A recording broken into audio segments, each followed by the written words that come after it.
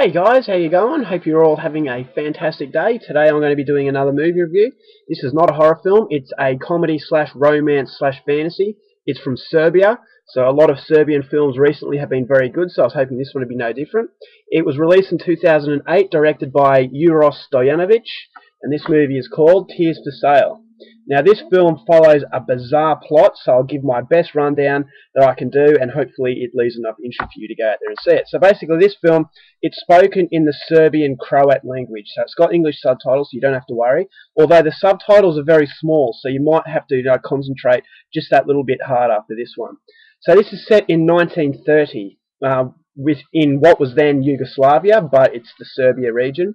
And this is during the war. Now, 2/3 of the male population in Serbia have been shipped off to war. So this leaves behind a very lonely population of females. So the story centers around this very secluded village. Now, this is a very strange village because the only male in this village is Grandpa Bisa. Now, he's this really old fat guy. And because there are no males, they're all pretty much all gone to war. All of these females dream about coming into contact with a male. And the lucky ones get to lose their virginity to this fat old guy. So that's what they consider lucky. So that's the kind of situation they're in.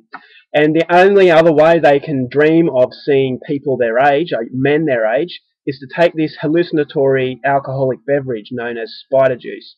And this causes them to hallucinate, and this is where they can come into contact with the opposite sex. And it's really quite disturbing because some of these dream sequences involve deceased so corpses.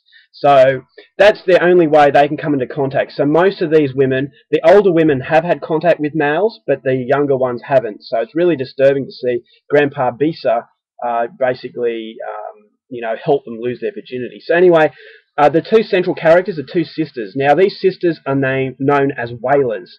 Now, whalers are the most profitable job that this village has. Now, what whalers do, they basically cry at funerals. They let off their emotion and they sell their tears. So, hence the name Tears for Sale. So, these two sisters, their grandmother died, and this is where they got their wailing from because she was a very good whaler. Her husband was killed during the war, so she cried for 8 days and 8 nights, and basically her tears filled up this little pond area.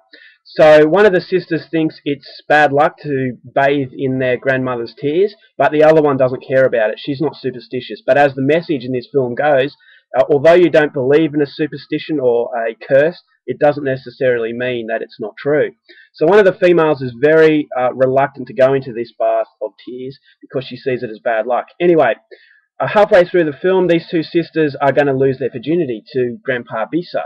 But there's an event that occurs which leads to Grandpa Bisa having a heart attack and dying. So there are no males left in this village at all. So the female population, they see the two sisters as witches. They're the reason why Grandpa Bisa died, so they must be punished. And they're going to burn them at the stake. But the two sisters come up with a plan. They're going to go to Belgrade, which is a major city in Serbia, and they're going to kidnap a few males and bring them back for them. So they agree to this, but the resident witch of the village basically says to them, if you don't come back in 3 days with what you promised, we are going to damn your grandmother's soul to an eternity of hell. So this is an incentive for the females to get what they promised, but they end up getting some males, but they end up falling in love with them.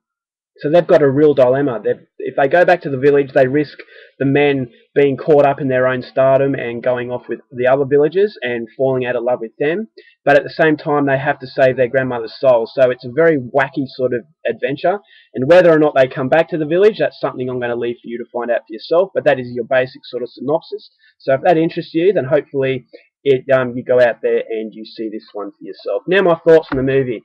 I really like the way this looked, and considering how good Serbian films have been lately, I really had a high expectation for this. And thankfully, this one really didn't disappoint me. This is a very, very good movie. If you're a fan of Jean-Pierre Jeunet, who is a fantasy kind of director from France, if you're a fan of Terry Gilliam, and if you're a fan of Emir Kusturica, you're going to really like this one because it has those three directors all blended into a very unique experience. And although Uros Stojanovic, he takes inspiration from these directors, he makes it his own. This has got a very, very Serbian flavour. It has the atmosphere of a Jean-Pierre Jeunet film. It's got the cinematography of a Terry Gilliam film, kind of like a romantic sort of Brothers Grimm. If you've seen the Brothers Grimm, you'll know what I'm talking about. And it's got the humour of another Serbian director named Emir Kusturica. So if you've seen Black Cat, White Cat and you appreciated that humour, where it's not so much in your face, it's a little bit more subtle than usual humour, then you're going to get a lot out of this one, because I actually thought this was very funny. But at no way does it go straightforward as a comedy. It's got a lot of genres blended into one. It's got both a nightmarish feel to it and a pleasant dream feel to it. The women in the film are absolutely drop dead beautiful.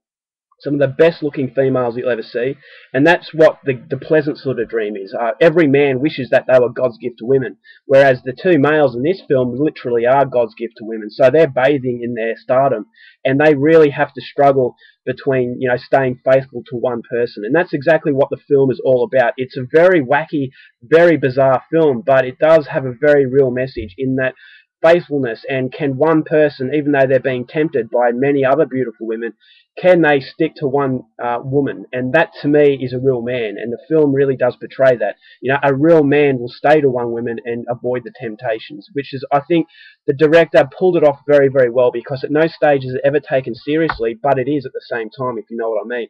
There is enough comedy value to it that it could go under your, you know, it could fly over your head if you're not careful, because the underlying serious message is just wrapped up in a very bizarre, very funny world, and it just makes a very, very unique experience. The acting was very good. As I said, the women were beautiful, but not only were they beautiful, very good acting. The males were very well. All the characters were very exaggerated, which is a Jean-Pierre Jeunet film, in that they're more caricatures rather than the actual person. But having said that, it's, you know, very, very real emotion in this one. It's a very thought-provoking film, and it will make you feel and think about your own love. You know, if you've been in love, you know, it'll make you feel that, you know, you're more of a man if you can stick to your morals rather than temptation, which is what some of these male characters struggle to do. So, cinematography excellent. It's set during a war-torn Serbia during the World War, so it has that very 1930s feel, but it also just has the feel of something, you know, outlandish. It's a nightmarish situation because these women are all desperate. There is a very disturbing sort of scene where the other way to get a living for these females is to pick some grapes out of the grape vineyard. But this psychotic male, before he passed away, planted mines in this minefield, in this vineyard, because he didn't want the women coming to get him. It's a very complicated sort of story, but the scenes where the women have to draw a short straw to see who picks the grapes, and they're basically signing off their own death because, you know, it's littered with mines. I actually thought that was a very, very emotional scene, and, you know, very hard to explain, so I'm not going to go any further into it. I don't want to ruin that sort of you know, that area of the film. But yeah, it'll make you think, it'll make you laugh, and it's just a very emotional film, and the last line in the movie will blow you away. It blew me away. I wasn't expecting the emotional impact that this one would have. It reminded me of Pan's Labyrinth too, in that sort of fairy tale, and there's a narration at the start and at the end, which really did remind me of Pan's Labyrinth. So there's a lot of films put into one, but at no stage does it copy any other film. It's a very unique film. Uros Stojanovic has made a very, very good movie, a very memorable one. I'm going to give this 4.5 out of 5. It is a romance story. There is no violence, so be very careful of that. But having said that, it certainly is a very bizarre film. So if you like your weird movies, I am highly recommending this one. Alright guys, that's my review. I hope you enjoyed it, and until next time, take care of yourselves, and I'll see you later. Bye.